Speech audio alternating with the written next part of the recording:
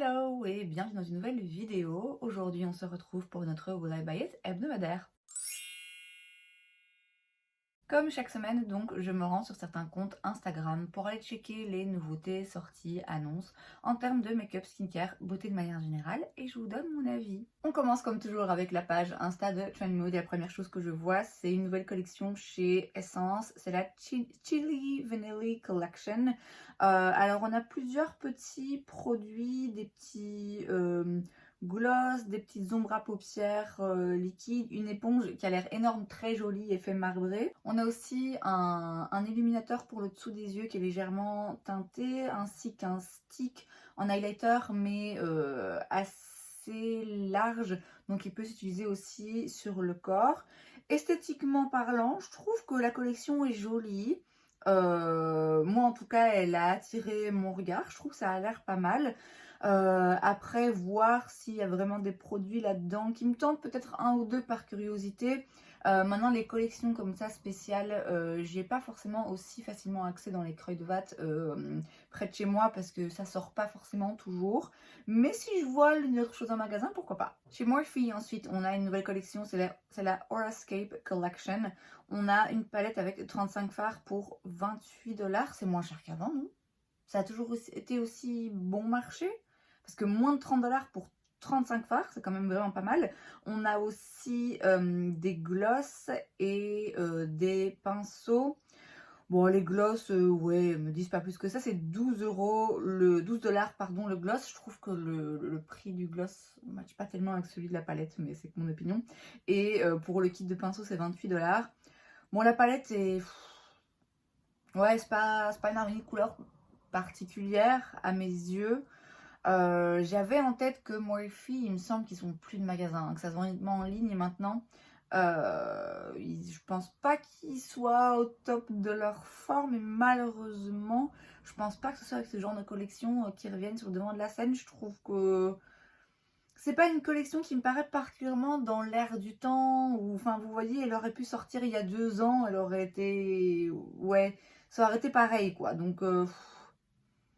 Non, ça m'intéresse pas. Bon, après, de base, je dois bien avouer que la marque Morphe me parle pas plus que ça, mais là, non, ça fait pas exception. Chez Colourpop, on a une nouvelle palette, c'est la Golden Hour Palette pour 24$. Vous avez 16 teintes dans des tons, comme son nom l'indique, très dorés. Alors, j'aime bien les harmonies de couleurs dorées. J'ai la palette Gold de chez Natasha Denona qui est, son nom l'indique, de Laurent Barre. Vraiment une merveille. Après, on va comparer ce qui est comparable. On n'est clairement pas sur la même ligne de prix. Je ne m'attends pas à la même qualité chez Colourpop que chez Natasha Denona, c'est logique. Mais je dirais que même en termes d'harmonie de couleurs, il y a moyen quand même de faire une palette dorée qui est intéressante. Avec un ou deux petits pops de couleurs, avec des textures et des sous-tons différents. Or là, c'est quand même très monochromatique. En tout cas, ça a l'air. Après, là, j'ai juste des photos.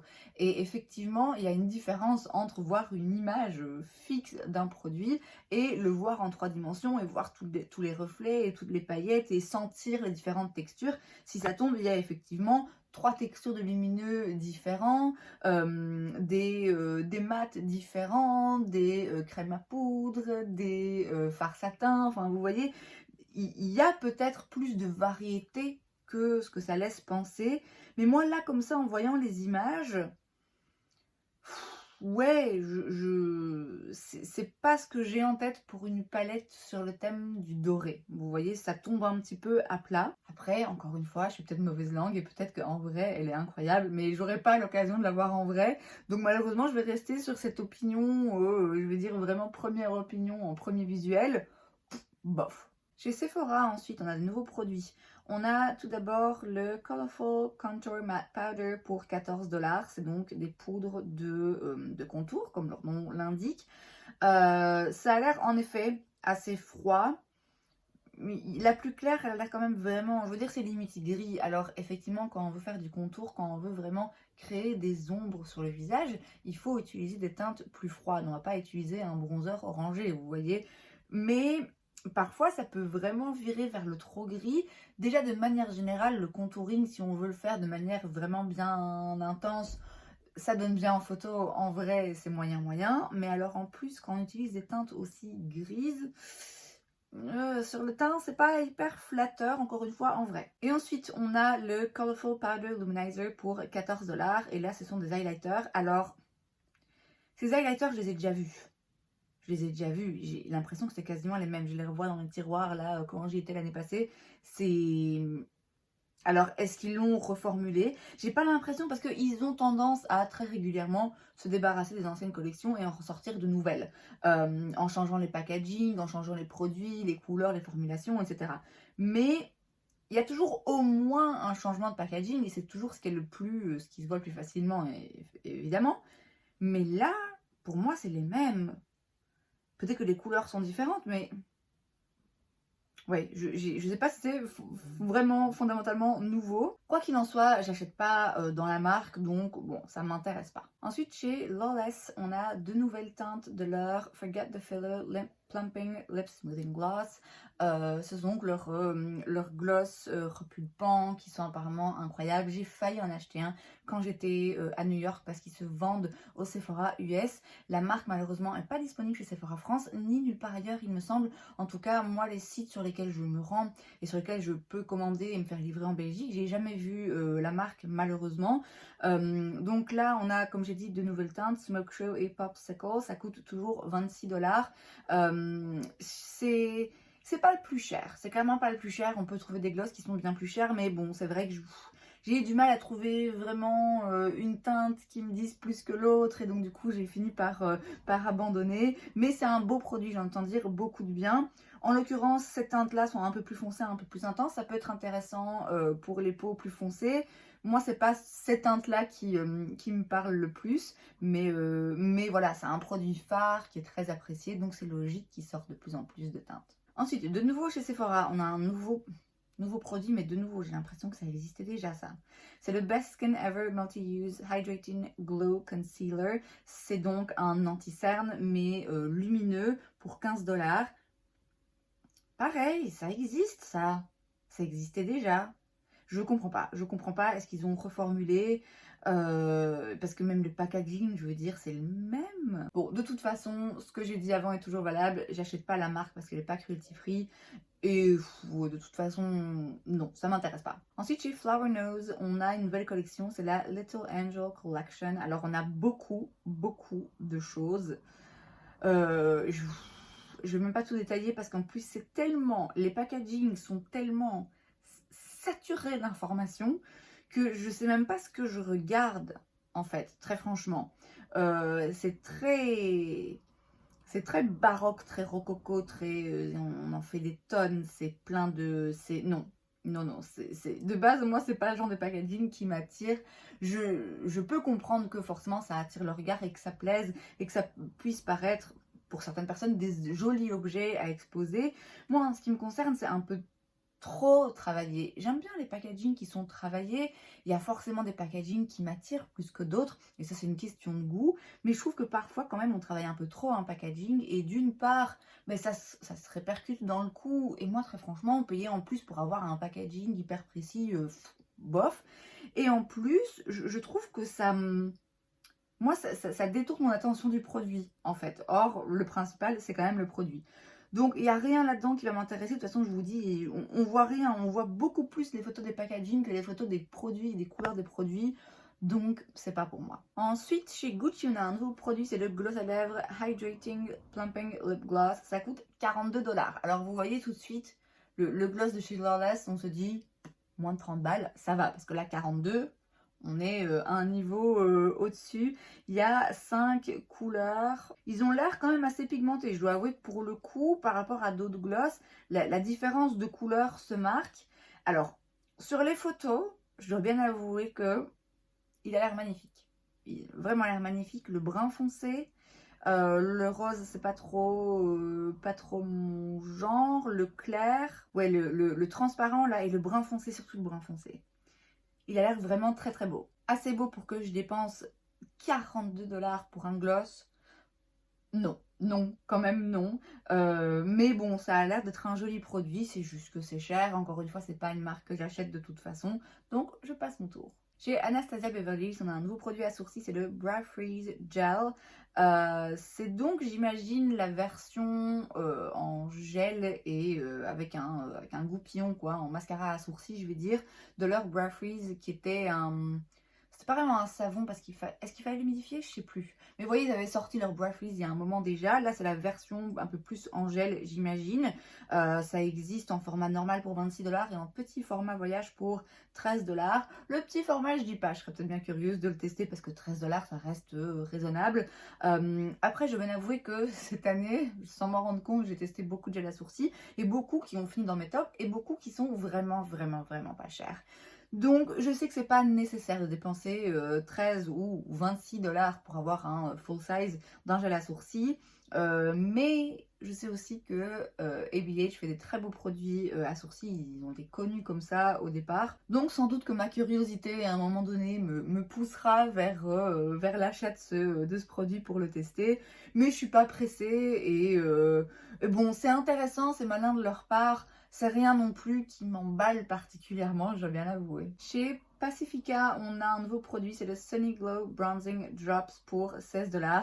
C'est le dupe ou l'équivalent, l'imitation, appelez ça comme vous voulez, je crois que ça s'appelle aussi Bronzing Drops de chez Drunk Elephant qui à un moment donné se voyait partout sur TikTok et donc du coup c'était en rupture de stock. J'en sais rien, moi j'ai pas TikTok mais je sais qu'à un moment donné ça se voyait partout.